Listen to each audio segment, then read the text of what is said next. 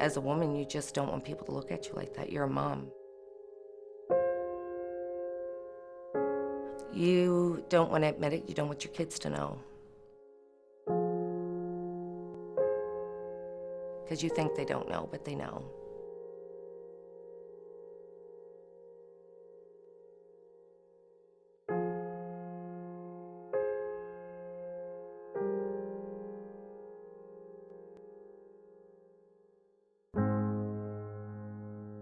I started having a glass of wine with dinner, and then I'd have a couple of glasses before I went to bed, and then the next thing I knew, it was a couple of years later, and it was quite out of control.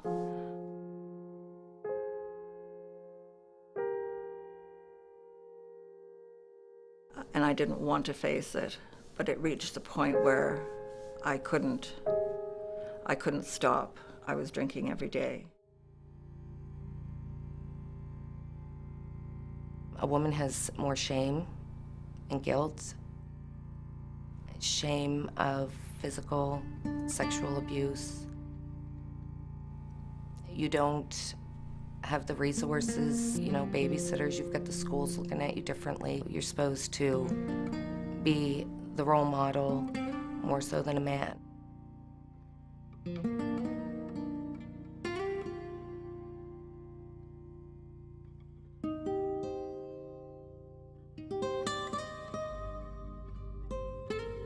My time. It was for me. And I didn't allow anyone else to interfere. Phones went off. Kids were out. I went in my room if they weren't out. It was me.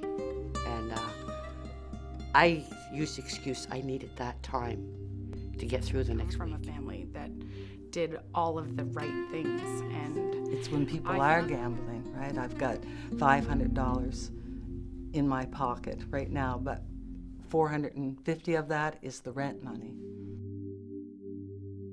It was only in the mid-1990s that researchers began to pay attention to the profoundly powerful differences between the substance abuse experiences of men and women.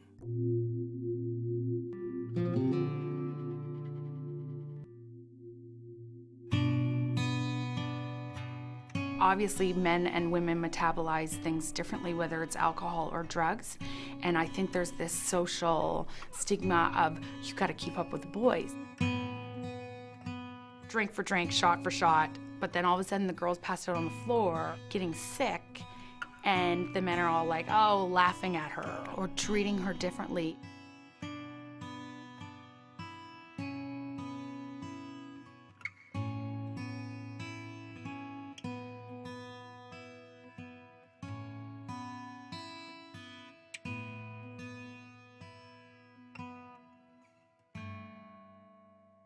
I went through a period where I was having to take heavy narcotics for pain. I ended up having some major prescription drug problems. Ended up trouble with the law. Jobs, losing our house, losing a car, getting pregnant when you didn't want to, having to leave. And when I went through detox to get off the drugs because I couldn't get off them myself. People and young people grow up in these communities that's what they do for fun. That's how I suffer from depression as well. Wants a piece of me all the time, but I can go and sit in front of the machines. The machines don't want anything from me. Gambling does the same thing. Just sets into motion the same addictive pathways so that you'll be on the machines for a while, and then you'll be at home and you're like, how am I going to get to the machine? Where am I going to get the money? When am I going to get there next? Like, you're just consumed with the idea of going back. I didn't come from a family like that, and I want more for my children.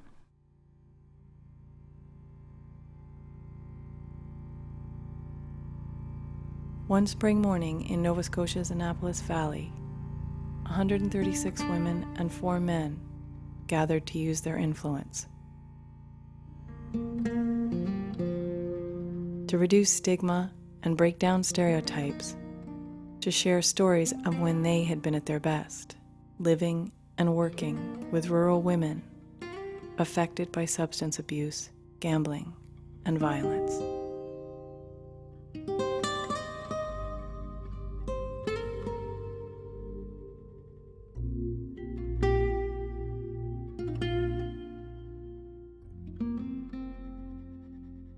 They came to hear their voices and heal their communities. That everybody has a voice. Everybody has the ability to stand up and, say I'm a person. I'm not that addiction. I'm not, the little girl that was hurt as a child or abused, or that, they're more than that.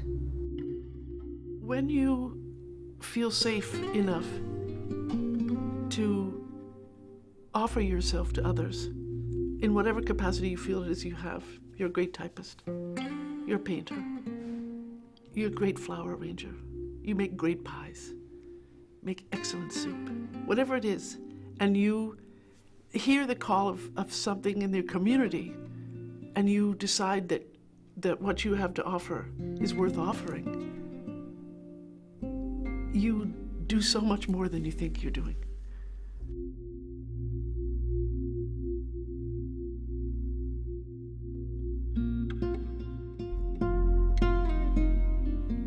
By being honest with oneself and feeling things deeply, you can't help but touch others.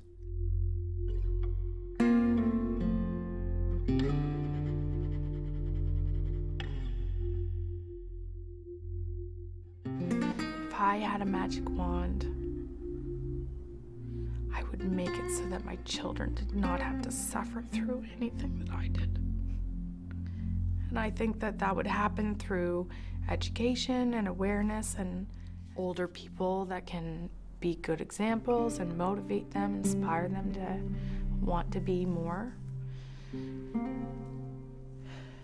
Yeah, that's pretty simple.